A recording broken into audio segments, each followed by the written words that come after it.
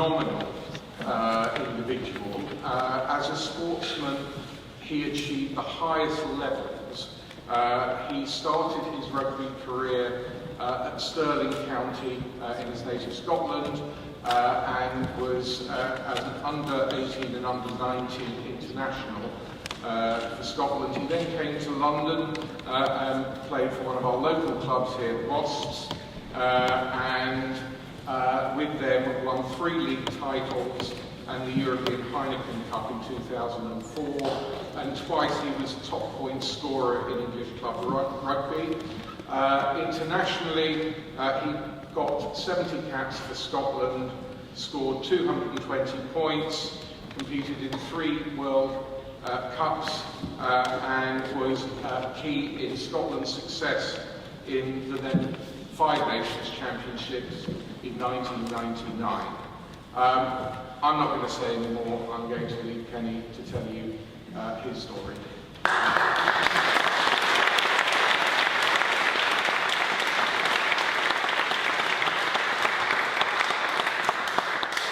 Thank you very much. I was actually looking forward to standing in that box, but they moved it now.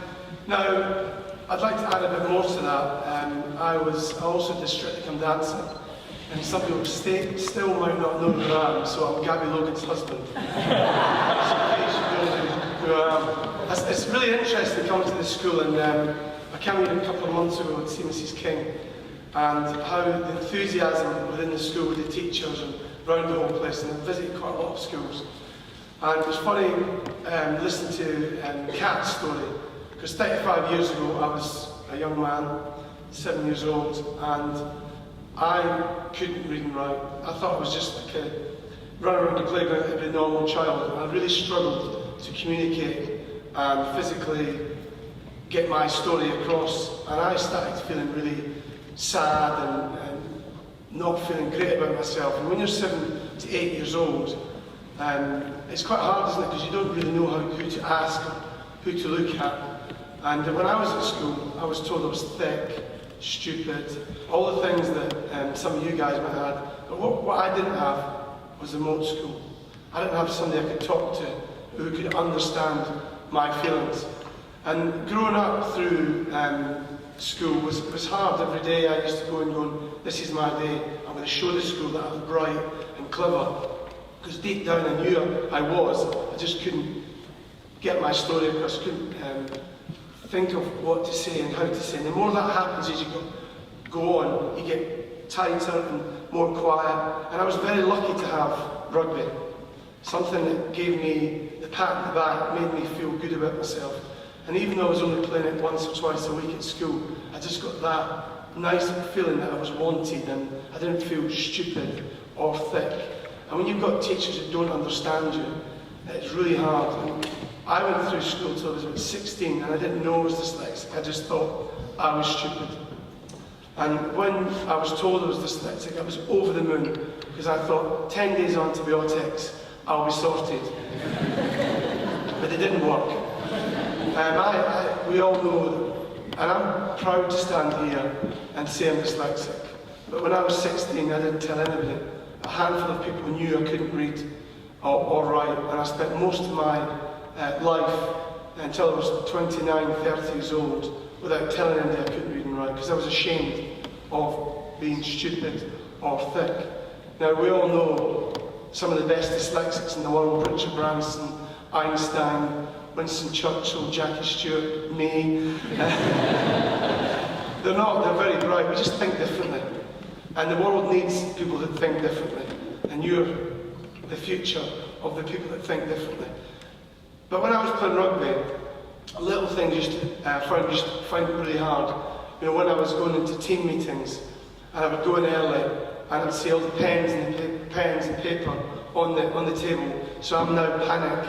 How am I going to get through this team meeting without having to write anything down? So I go and sit in the toilet for 15 minutes and turn up late, and I get pushed to the back of the changing room. And they used to say to me, "You don't care because you're always late." And I cared more than anybody, because I was there actually before everybody, because I checked the room out to make sure what was there, because I was so scared and it took me a long time to actually say to a coach that I couldn't read or write. And when I did tell them, the release of this 6-year-old boy inside my stomach, who'd never really grown up, who had the nerves and really scared to actually speak out. And when I did speak out, it was the best thing in the world, because I could tell somebody actually how I felt.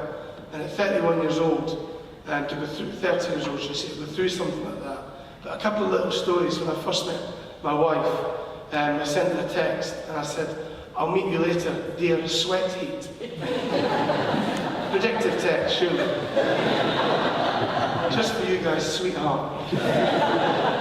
And when I first met my wife, I had this horrible feeling inside me. I didn't want to tell her that I couldn't read and write, because I thought she would judge me like every other person who's judged me. Thick, stupid, not very bright. So she told me to read a newspaper called the Daily Mail. Not worth reading. I hope there's nobody from the Daily Mail here. If you are, it's a joke. So I picked up this article. It was all about how wonderful she was. And so I immediately look at the paper and thinking there's not many pictures. So I think to myself, after about 2 or 3 minutes, I think I've finished now. And I closed the paper, and first thing she said to me, "You're a quick reader." I went, "Oh no." I went, "Do you want a cup of tea?" And she went, "No, I want to know why I didn't read the article." Now I'm panicking. I'm in a real horrible situation. And I went, "I did read it, it's really good, it's really positive." She went, "You can't read." And I just went, now I'm 27, 26. I've met this girl who's madly in love with me. Well, I thought she was. And I was madly in love with her. And she said to me, "You can't read, can you?" Of course I can read. Now I don't know where I'm going now, because I usually be able to get out of these situations. She went, "Read that," and I went, "I can't read. And I'm dyslexic." And I started crying. And she put her arms around me. Now I'm 27 years old. I've only been out there for 3 weeks. It's not a good start. And she said to me, I said to her straight after it, when she put her arms around me, I said, "Do you still want to go out with me?" And she said, "Why would you say that?" I said, "Because you think I'm stupid." She went, "No, I think you're brave. And I think you're really intelligent. We just need to get you to tell your story." And it took me probably 2 or 3 years to do that. And that's where I met Mrs. King recently, because I went through the programme STEP. Because when I was at school, I didn't want to hear any more about the vowels and read anymore. I just couldn't process information very well. I couldn't sit in my seat very well. I couldn't sit still very well. I was thinking and doing this all the time, because I just couldn't do it. And I went through this programme, which stimulates the brain. It doesn't work for everybody, but it worked for me. And it changed my life, because it gave me the chance to express myself. And that's why I can stand up here now, because I was listening to Kat earlier, and Philip singing, was it Philip? Couldn't have done that, I tell you. And I could not have stood up here and did what they did at their age. I would have been down that road, and I would have thrown up. I tried to get out of it, because I wasn't brave enough. And it took me a long, long time to be brave. But I sit around here and see all you guys, boys and girls, and the teachers. You're really brave. You're braver than I am, because you've actually managed to be at a school that can help you.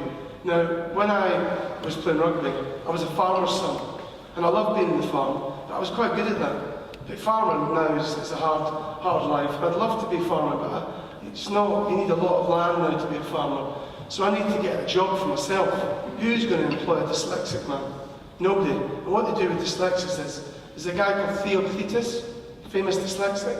He says the reason there's so many entrepreneurs is because the entrepreneurs are dyslexics. They set up a business, then the rich people buy them. Because they've proved something. Now, when I was playing rugby, I had loads of different things I wanted to do. And I set up a sports marketing agency. And I've got a lot of good people around me. And I can now say, 10 years on, we managed brands like Microsoft. Heard of them? So we manage their Real Madrid, Formula 1 sponsorship, Ernst & Young, one of the biggest legal firms in the world, consultancy firms, Shell. You heard of them? So it's not too bad for dyslexic. And I think for me, sitting here, you guys are so lucky to have this opportunity. And you will achieve great things in life. And enjoy being what you are. And you know, for me, growing up, I never had the opportunity to get to know myself.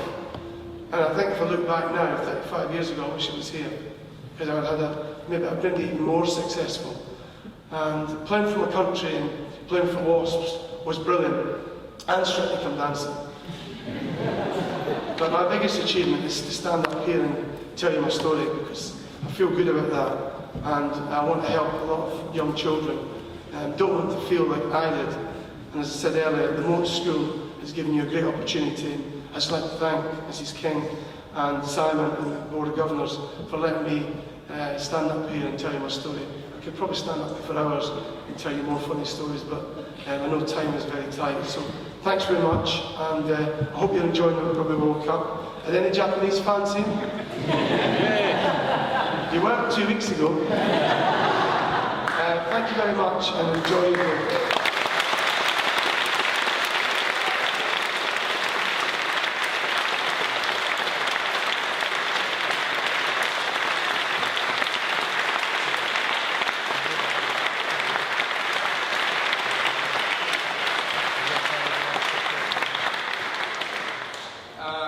Thank you very much, Kenny. That was fantastically inspirational.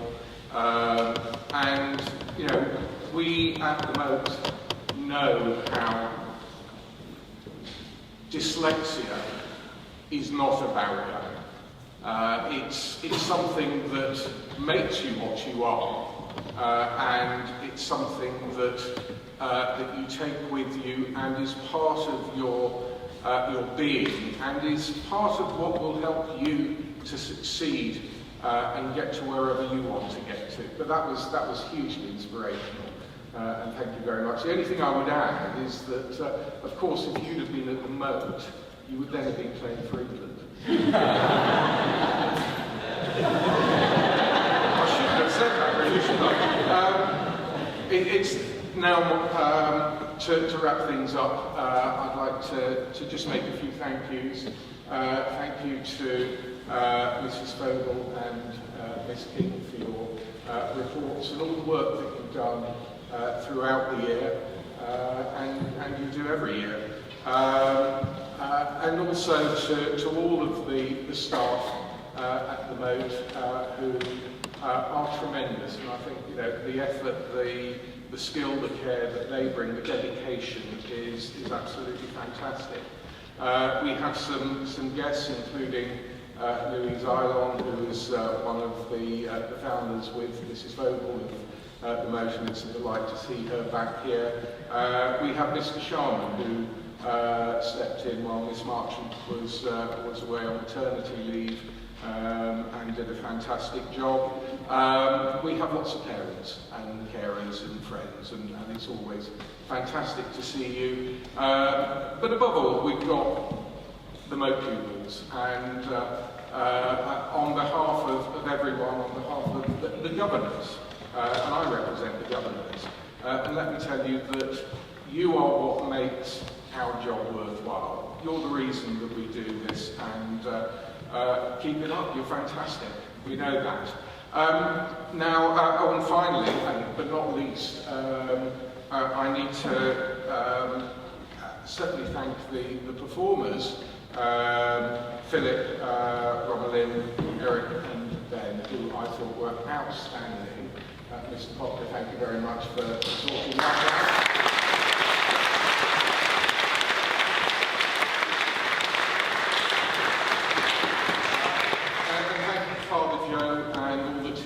At All Saints Church for once again allowing us the use of this fantastic building, this fantastic setting.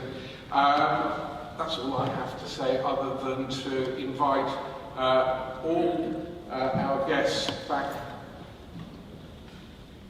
Excuse me.